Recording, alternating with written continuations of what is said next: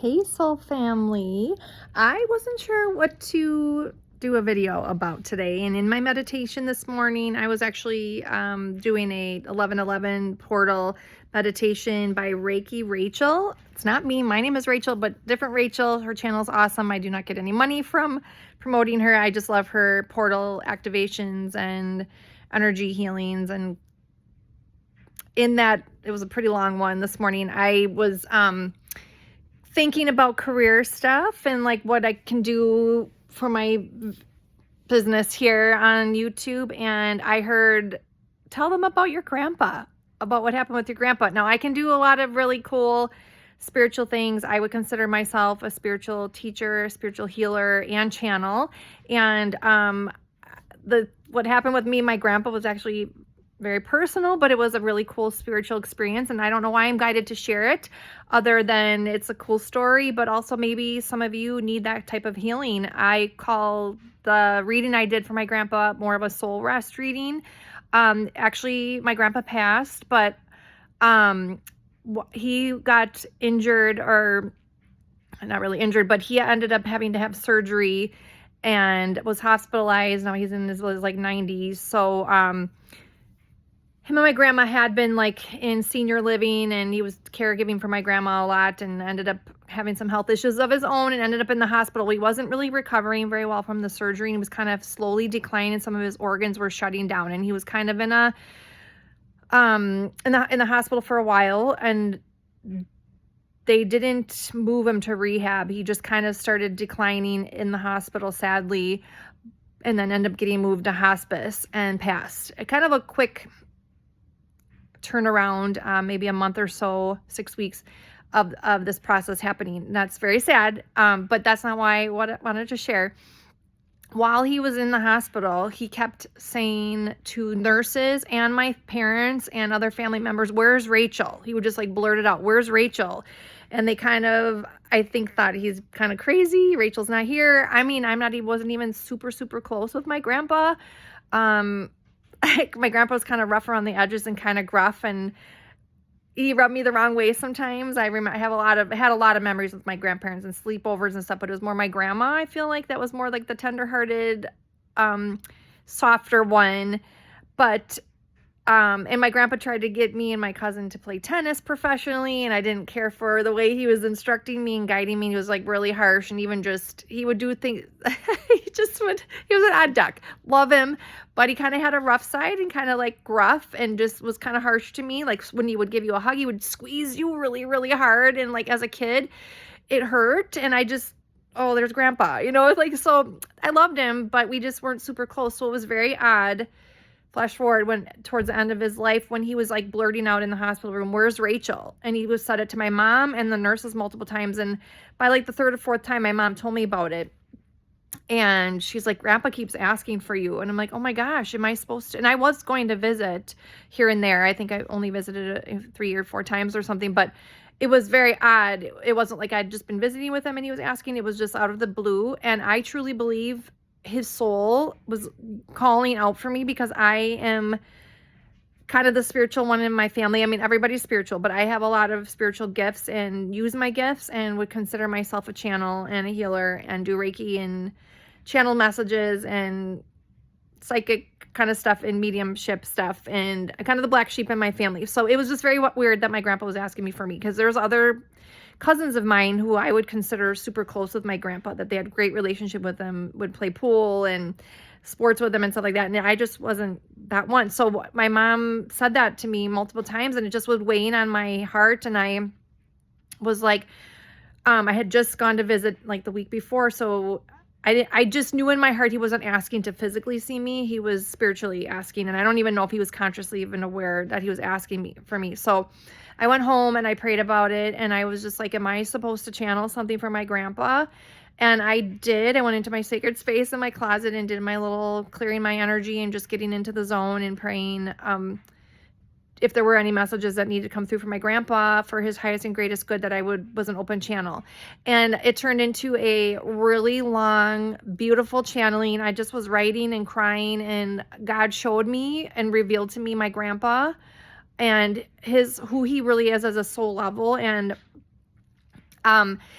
I don't even think I shared it with everybody. I mentioned just like the basic cliff notes to my mom about what came up, and I was able to see my grandpa as a little boy. Now, grandpa grew up in the early 1900s or late, 20s, 30s. Yeah, probably the 30s. So it was a rough time, Depression era and things like that, and it was harsh times. And I just saw my grandpa really little, and that my grandpa was actually very soft and sensitive and sweet and artistic and poetic, and like there's a whole side to my grandpa that I didn't know. And my grandpa did have showed some signs of that. He went to like the church choir with my grandma and like danced with her, and there's like square dancing club and stuff like that. But I always thought he did it for my grandma. But no, I honestly believe my grandpa had a soft side. And when he was like around the age of 8, there was a harsh male influence in his life. I could only assume maybe it was his dad. I did hear his dad was kind of hard on him, but I feel like something happened to him when he was little, and a male influence, leadership influence, kind of a father figure in his life, did something, said something, punished him in a certain way that made him shut down that side of himself and shut down that side and told himself it wasn't safe to be that so anymore. So then he kind of put on this mask of tough guy, bravado, rough around the edges kind of persona. And that's the guy that I knew. I didn't get to know that sweet, soulful, gentle, sensitive side. And, just culturally, for men, we're still evolving. It's 2025, and I still feel guys still get the bad rap. Even my kid is 10 now, but had a situation in preschool where a teacher said something like he was crying. We were going through a divorce, and he was crying about going to preschool and didn't want to leave and all that stuff. And then the teacher at the end of the day was like, "You were such a good boy today. You didn't cry at all." And I just that really rubbed me the wrong way, because it was basically, she didn't mean harm by it, but it was basically sending the message to my son that you're a good boy, that you didn't cry. So bad boys are the ones that cry. And I had to have a talk with him. He was obviously super little, 4. I don't really think he understood. And honestly, the damage might have already been done at that point. I did have a conversation with her when there was an open opportunity to talk, cleared the air, and she felt really bad. But 2025, we're still making our men feel shame for having feelings. And I know so many grown men my age that are not emotionally available because they don't feel safe to share, or they've been in toxic relationships where somebody made them shut down that side of them, and they're struggling to heal that part of themselves. So imagine what it was like even the early 1900s, like 20s, 30s, age-old time of men having to repress who they really are. So that's the grandpa that I got. And I feel that my grandpa needed that reading. He needed somebody to understand him at a soul level. He needed to have his experience known by someone and like felt and accepted. And I was the channel for that. And, of course, at the end of it, I did a prayer and like a meditation over him and like a Reiki healing thing to balance out his energy and his chakras to help him have peace before he passed on to the next stage of things. And I didn't talk to my grandpa about that. I just did it for him. He went on to like go to hospice then shortly after that.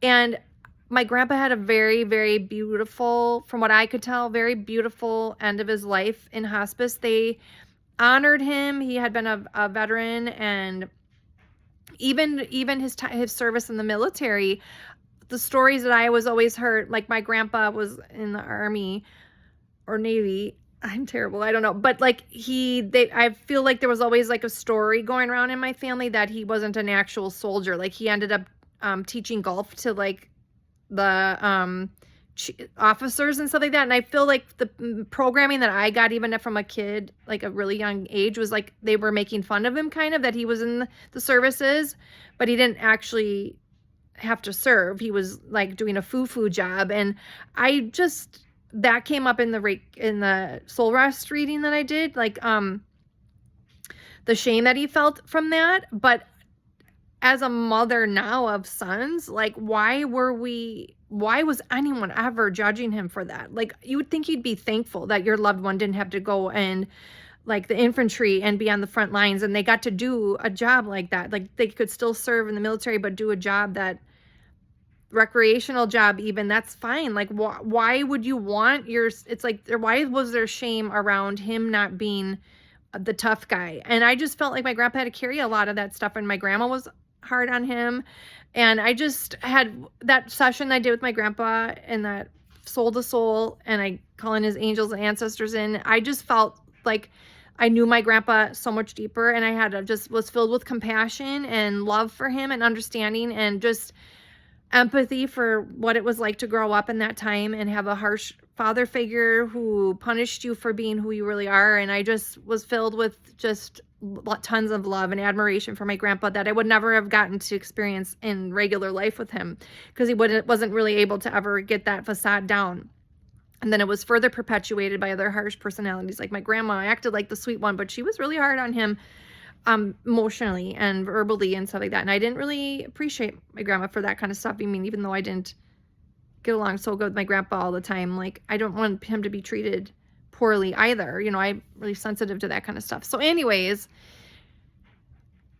my point is, like, I can do soul rest readings. That is something that you need if you have a loved one who is passing on, transitioning, or if they've already transitioned and you're just worried about them at a soul level, like if they're at peace. Now, I channeled something from my other grandpa who passed, and I don't believe his soul was at rest at the end of his life, and he had a really different exit. It was more, he kind of struggled at the end, was kind of tormented by some things in his life. And I felt my other grandpa, the one I channeled the reading for, he got to go out in peace. Like his family was around him. He wasn't saying anything, but he was like, my cousin was playing the steel drums, what are those called? Steel drums? And it was just a really beautiful sound. I feel like there's called something else, but steel drums. He brought a steel drum into the room, and my grandpa didn't say anything, and he almost looked like he wasn't even awake, but he was moving his body and his little toes under his blanket to the music, and it was just very peaceful. And the nurses at the hospice were honoring him as a veteran, and gave him this beautiful tribute and song and medal and everything and a flag. I mean, I just was like, I was so thankful that he got the honor and the recognition that he deserved at the very end of his life, that his soul could be at peace. And of course, I had channeled all that other stuff, so I knew that those were sources of contention in his soul, things he maybe didn't have peace over. And then he got to go out in peace, and I just feel like his soul is totally at rest. And it's very interesting because, like, now I drove past the cemetery recently, and I was just guided to go visit my grandpa and sit with my grandpa. And so now I feel really connected to him on a spiritual level now. And when I've had tough times, I've gone and I've asked for his help in the ether realm and my angels and guides and God. But I feel like he's a ancestor of mine that, or a passed on loved one that can help me from that other realm. And he's very much with me, and I'm so honored that he thought of me for that. But it is just one way that energy work can be really, really healing. I actually was commissioned and hired to do a soul rest reading for someone else as well, and did Reiki for them before they passed. And the energy was definitely, she was very resistant at a soul level to go. And there was some things that came up in the reading that she was not able to let go of, or she was really fearful of. And she was not, the woman was elderly and was not speaking and was kind of in a coma at this time. But at a soul level, I saw a lot. And I was able to reiterate to my client some of the things that the visions I was getting of, like, some of her blocks and her chakra centers were. And so the client was like, do you think I need to send her a message and pray and talk to her? And like, I do really think you need to talk to her in like a prayer form or whatever, and heal that part of it for you too, because she's struggling to let go, and she's worried about you being okay after she goes. And then I saw visions of her, like her spirit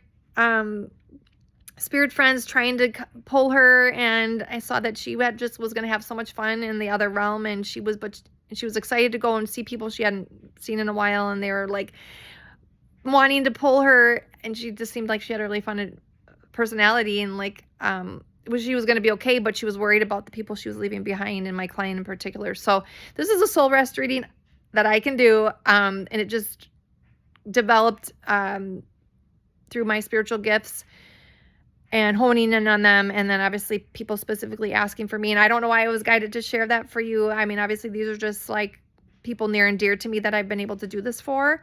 I have another friend who knew I could do this, and she asked me if I could channel something from her son who had committed suicide. And I got this really beautiful, beautiful soul rest reading for her. And I think it did put some things to rest and make a peace over things. And another person I gifted a soul rest reading to was like more of a channeling, mediumship channeling from the other realm, from somebody whose family he had died in, like the person that came through for me was had a kind of a tragic accident,